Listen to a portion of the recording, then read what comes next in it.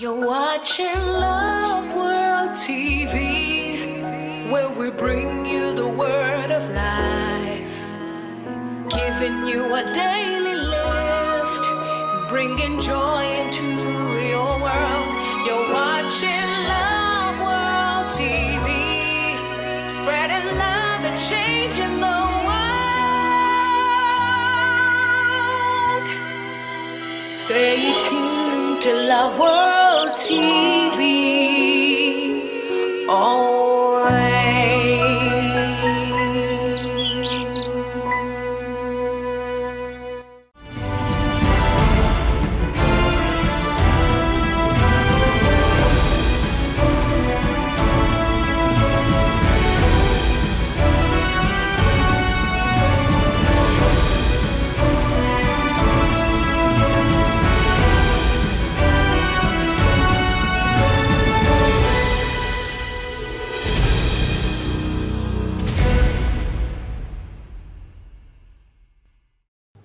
Hello and welcome to Education Talk. Today we'll be talking about education and business, especially when it comes to the female child. And Wilma Izimako, you're very welcome.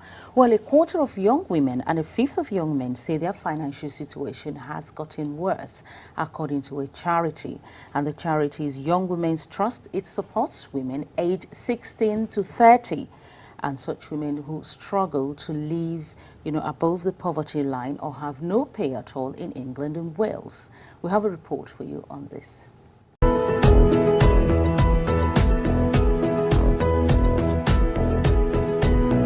What we do is talk about issues that concerns us in terms of employment, education, lack of qualifications, and then we also invite you to go for meetings with MPs or with other corporate businesses to tell, look, this is how it is to be a young woman.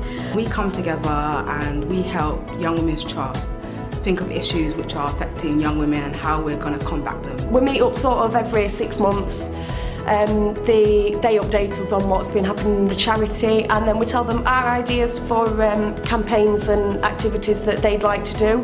Essentially, we are kind of like representing the voice of the target audience. This weekend, we've come together to speak about ways of improving things or ideas that we might have that can turn into events or that can turn into an initiative for the trust. From the get-go, I found it to be an organisation which is there for women to voice their opinions, to bring it across to the wider world, especially government. Since joining the advisory panel, I now have hope in my life that I can succeed and be something, especially with their support. Young Women's Trust and the advisory panel have helped me because they actually listen to us, and I think that's the key thing. I've joined Young Women's Trust because I want my daughter to grow up not as a need, and I don't want to hear that term anymore. Well, I have two guests in the studio here with me today. I have Sarah Pemberton from Synergy 16. She's a business facilitator and an educator. Sarah, you're very welcome to our studio. Thank you for having me. Yes. And I have Professor Chris Omafidon. Professor Chris, you're very welcome. Thank you for inviting me.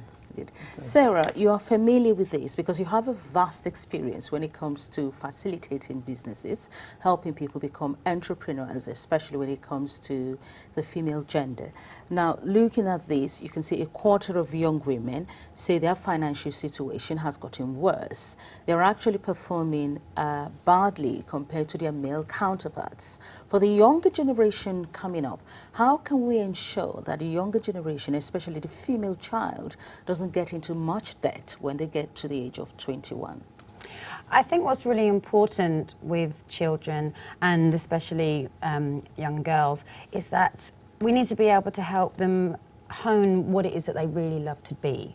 I mean, you can say, I want to be an astronaut, train driver, nurse, whatever, but really getting down to the nitty-gritty of what they truly want to be and being able to help facilitate that.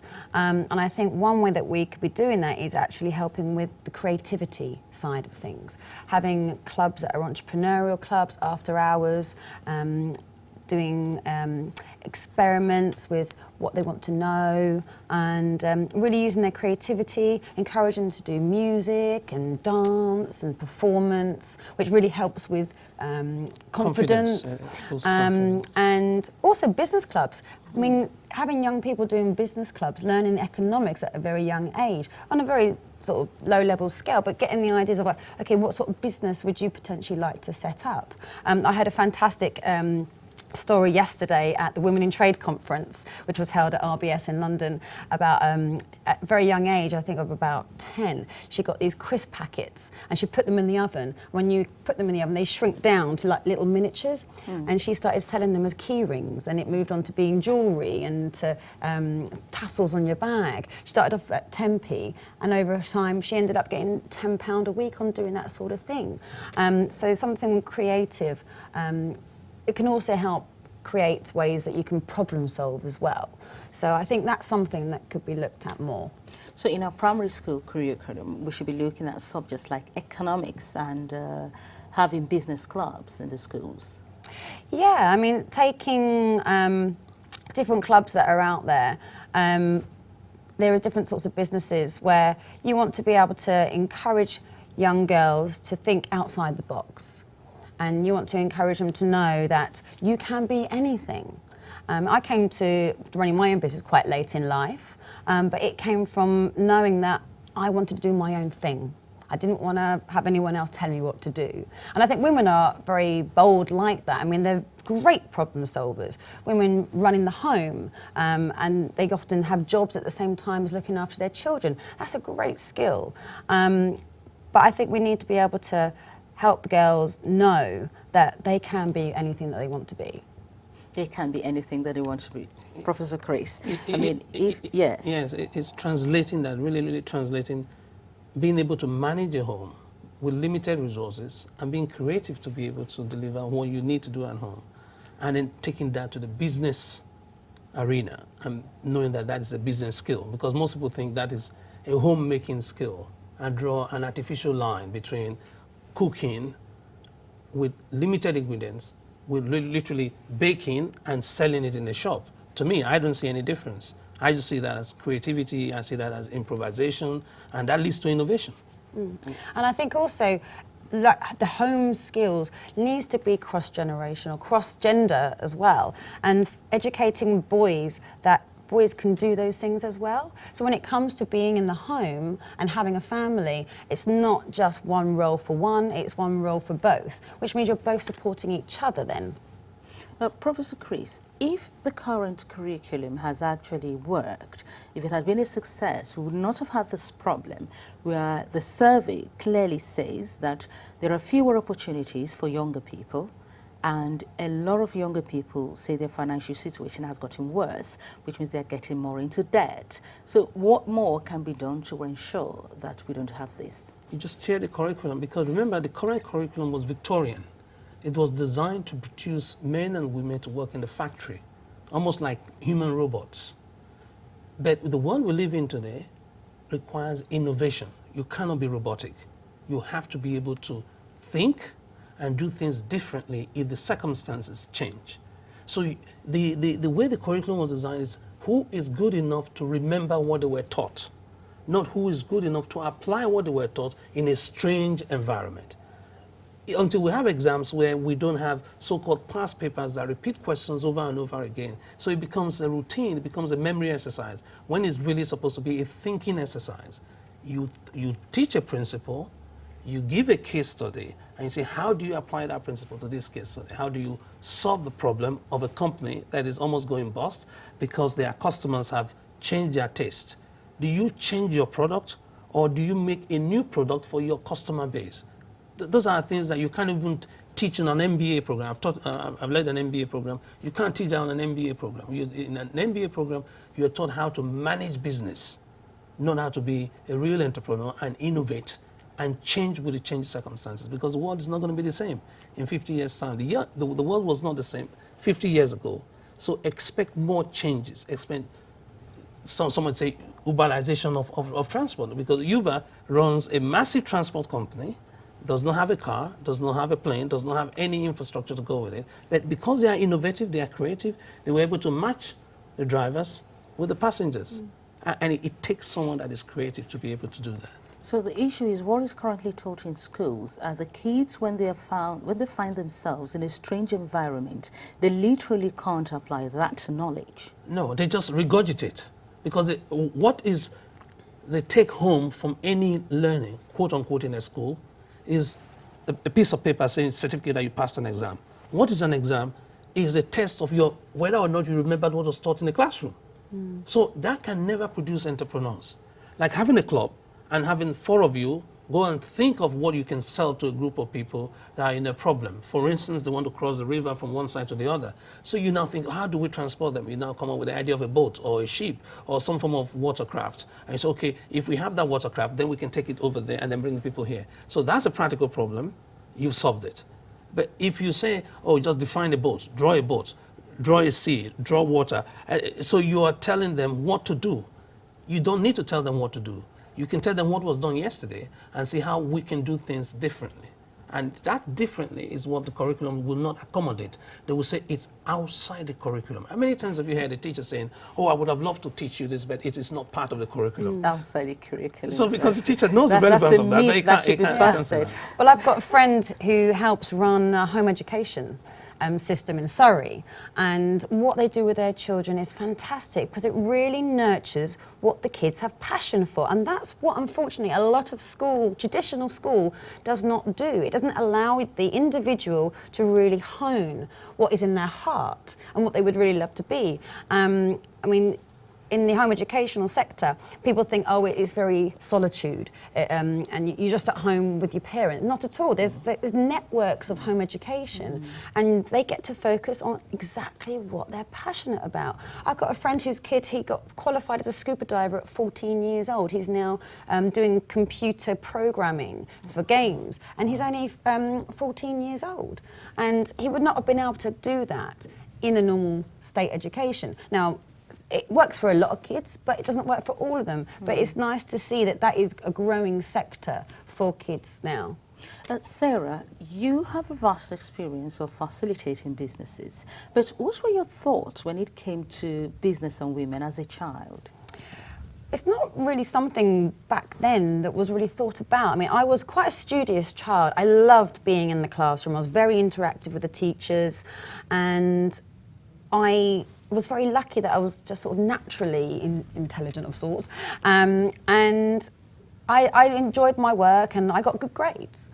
But on the sort of more social side of things, I went from the classroom, getting along with everyone, and then in the playground, I got sort of ostracised a little bit. The girls got together, kind of ganged up on me, run away, and it was horrible because you were friends with me in the classroom, and now you're running away from me. And I think part of that sort of being separated over the years instilled in me the need and the want and desire to actually bring people together, because it's about working together, teamwork, and finding a way that we can have a win-win situation. Your company, Synergy 16, is doing a lot in facilitating businesses, especially when it comes to women. So what changes would you like to see? I would like to see men listening more. Men listening more. And I think that quite often men feel a little insecure about the women's voice. But I think there's a nurture aspect that women can bring in. When it comes to the boardroom? Yeah, and I think there's not enough women in the boardroom, that's for sure. And it was great being at this conference, the Win Trade conference, Women in Trade, seeing so many women in the room. They were there with their own businesses, wanting to export, wanting to develop further. And it was really refreshing to see so many women that have got drive and passion. And I think what women bring to the boardroom is that nurturing aspect. It's not just about the bottom line, it's not just about the money, because it should be about what is your actual business. Do you care about your customers? And I think women naturally have that in them, to be focused on the relationship side of things. So is there a glass ceiling when it comes to the boardroom? Only if you choose it. Only if you choose it. If you think you're limited and restricted, you will be. But if you don't see that ceiling there, the sky literally is the limit. So you don't want to hold yourself back. It's drive and determination that is always going to get to your goals. Don't ever give up. It's interesting you were saying that the glass ceiling, because it's what you see that affects the way you're going to do things. And they say, as a man thinketh in his heart, so he is. So if you think that the ceiling is there to prevent you, fine. But if it's there to be shattered, even better. So it depends on, that perception is far more important than reality. It's about the vision. If you have the vision, it's again a vibrational thing. If you can see that future, it's like putting a blueprint there. And I believe in quantum physics, and that I've put things that I want to create, they're there, sort of blueprinted in this sort of makeshift dimension, whatever. But I know that I'm going to create all of those things that I've envisioned. And the more that I put my heart into it, the beautiful thing is I meet people that come to me. You have to pay attention to the detail, and the more attention you pay, the less effort you need to create what you need and desire to create the vision that you love. So from the primary school, we have to ensure that the female child is taught the same thing, has the same vision, and sees clearly, just as their male counterparts, and are able to do it. Definitely. What's the future of business, equity in business? In terms of the gender of dynamic? Yes, the gender dynamics. I think from the outset, we need to say to both children, it's not about you're a girl, you're a boy, saying to both children, all children, that you can be whatever you want. And it's about building it together. And it doesn't matter whether you're 2 men and a woman, 5 men and a woman, 5 women and a man, or children, boys and girls. It's about saying the win-win paradigm. It's about working together. That's the most important thing, that there is no divide between us. It doesn't matter that we're male and female. It's about really encouraging children to know that do what you love and focus on that. It's when you start having that separation of the gender that it all starts to go wrong. So if we just cut that line and say it's about you wanting to be successful and going for it and giving the support for them to focus on that, then I think we'll start to get a more balanced view of it. Professor Chris, you have a lot of experience when it comes to coaching young children to become the best at what they do. A lot of times, the stereotypes, a lot of times, comes from the parents, not necessarily from the school, because the parents may feel a girl should be doing this, not this, and a boy should be doing this, not this. How can that be alleviated? It's interesting you say that, because the BBC just published their top 100 influencers in the world. I was pleasantly delighted to see some of the names of the students I've worked with, ladies I've worked with, because once the parents understand that there are other role models, there are other girls that have advanced in this area, you see that inhibition is no longer there. It's because, oh, I've not seen a woman astronaut before, therefore my daughter cannot be an astronaut. Or I've not seen a woman a bank manager before. All the bank managers I've had as a customer have all been male. So if my daughter now says, oh, I want to go into banking so that I can dominate the area, oh, no, that's never done.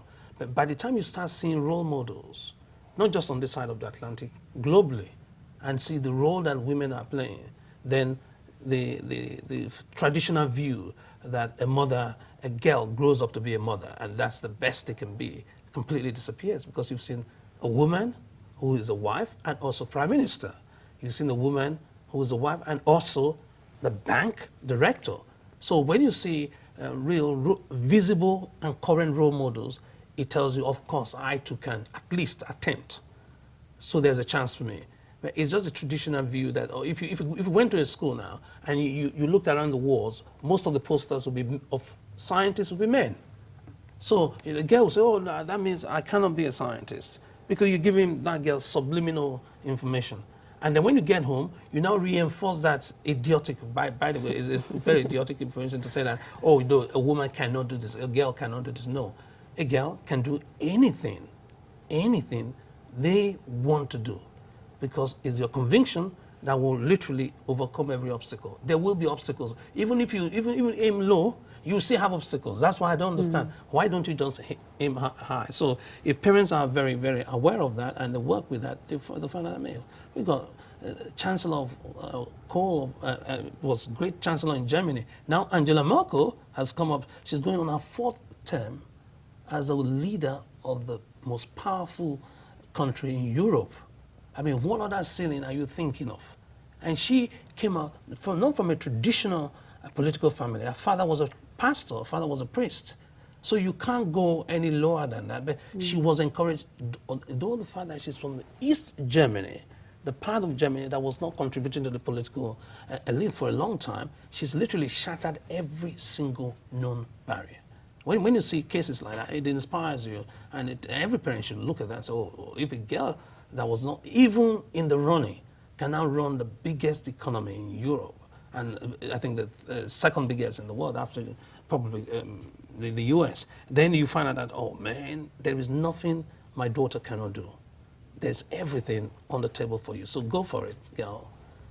I think that's very important. Go for it, girl. Yeah. Go for Well, it, girl. the parents are integral to giving the child, the daughter, the confidence. If they can say, you know what, sweetie, you can be anything you want to be, that could go so far for the rest of their life for them. Definitely. Definitely. Definitely. And Sarah, there are people out there who are wondering, how best can I encourage my daughter to be the best of what she wants to be? Probably those she's seeing around are people who haven't gone to university or who don't have a particular skill or who are dependent on the government for any daily wage. So what best can you tell the parents to do? I would say to the parents to ask the child, what is it you really want to do? What interests you? What gets you buzzing? And sit down with them. We have the internet now, which we didn't have as children. So you can find out anything at the touch of a button. And there's so much information that you can get from the internet. And I've got one friend of mine, he's got a daughter that's about to do some career work experience, and he's like, well, what is it you want to be doing? And they look through lots of different things, and she's come up with wanting to do investment banking, commodities finance. And so she's been researching what that would actually mean. And she wants to find a placement within an investment bank or a commodities house or something like that. And so been then coaching her to say, okay, why do you want to be there? What attributes have you got so far? What achievements have you done? Just working in an investment bank, as I have done at Goldman Sachs, one of the biggest ones in the world, when you want to get a work placement there, or you want to become an analyst and work your way up, you have to be there ready for the fight. Yeah, it is very tough. And the program, the screening program to get into those institutions are so rigorous and so tough. They want to know what activities you do outside of education. They want to know what your leadership skills are. They want to know what your future vision is for yourself. And at 15 years old, some might say, well, how are they going to know that at 15? Well, they need to know that at 15. That's where the journey starts. And I'm very excited to help her to get a placement. And she's done a first draft of what she feels would be a pass to convey who she is, and we're now just doing a second draft and to say, well, why do you want to do that? Why do you want to be there? What is it you've done in your research in these companies that excites you? And you've got to convey that in your letter of approach to these people. And so it's about getting her excited, really excited about doing that position. Very interesting. Professor Chris, what other activities can be done outside the classroom? For example, when the children come back from school, because you made a statement, you said the current curriculum for primary school should be torn. Completely torn. It should be shredded. Because do you know what? They make music extracurricular. How can music be extracurricular when it has all the elements of being a team player? Because if you play in an orchestra, you know when to come in and you know when to step back. When you play any instruments, it tells you can improve. So if you get it wrong the first time, you can come back the second time, the third time, the fourth time. So it's not music for the sake of music. It's music because it has other transferable skills. It's a great ethic to have. Great, because you have to be disciplined to be able to play any instrument, whether it's string instrument or wind instrument. So we must think seriously of reintroducing that as a compulsory activity. If that is not reintroduced, what you're saying is that the parents should ensure that their children learn at least one stringed instrument or wind instrument. At the very least, because it will help the child.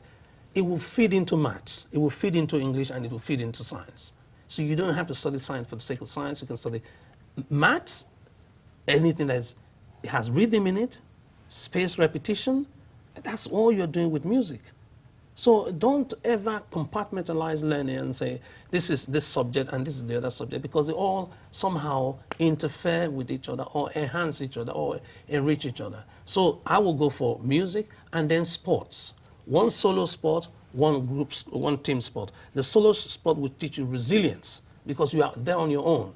Everybody is depending on you, so you have to perform, and then you do your best. Then the team sport again will show what collaboration is. How is it that when we start playing football, we all forget about our differences and we make sure that the team wins, because the team is now overriding in all our thoughts and our thinking. That's what you will have noticed in banking. That's what you notice in the hospital, because there's collaboration between one department and the other. If any walk of life, you will need that.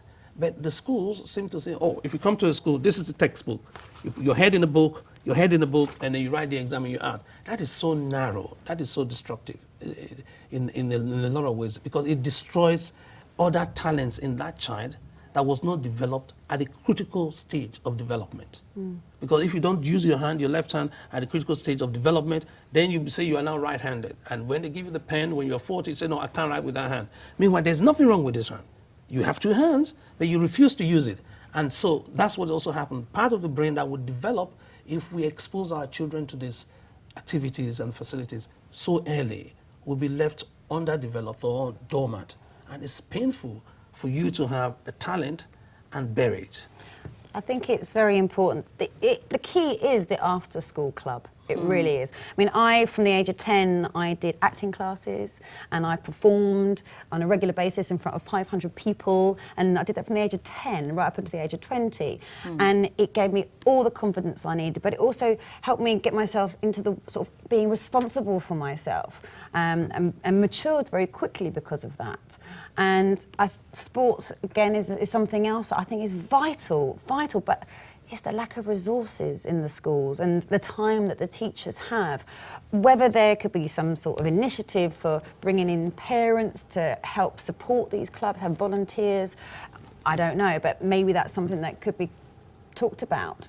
But it's definitely the after-school clubs and encouraging children to do something outside of the school structure. So parents should ensure that their children are in a sort of after-schools club. Yes. Whether it's sports, whether it's music, whether it's whether a business it's run by club. the school or some other organisation. A local church, you can go to, I mean, there are a lot of facilities in the community that we ignore because they do not conform to our narrow definition of education.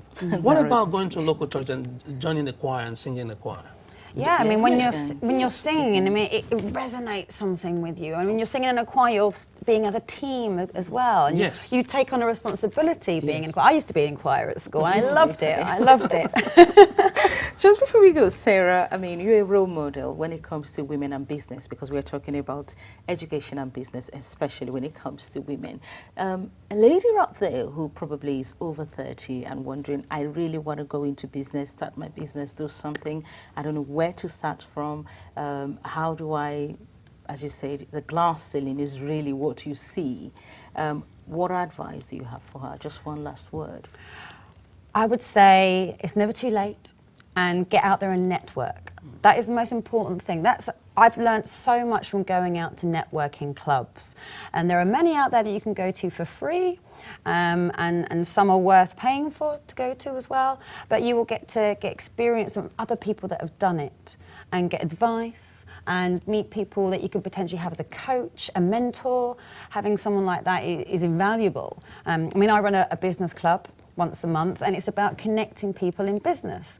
And it makes me so overjoyed when I see people just intensely talking about what it is that they've got going on in their business and the potential connections and how they can expand their businesses through just meeting on that evening. So I would say, if you've got any idea, look at Eventbrite, plug in the business area that you want to get more experience in, and check it out. Go down, be brave, cross that threshold, and you might not know what to talk about, but if you don't know what to talk about, just go and listen. Yes. Thank you very much, Sarah. Thank you for coming on the program. Thank you. Thank you, Professor Chris. Thank you for coming. Pleasure, thank Well, you. viewers, this is Education Talk. Today we've been talking about education and business, especially when it comes to the female child. Now, analysis and a survey by a charity says that a quarter of young women are struggling to come out of debt and are at risk of getting into poverty compared to 21% of their male counterparts. If you have any questions, you can send emails to info@loveltv.co.uk. Enjoy the rest of our programs.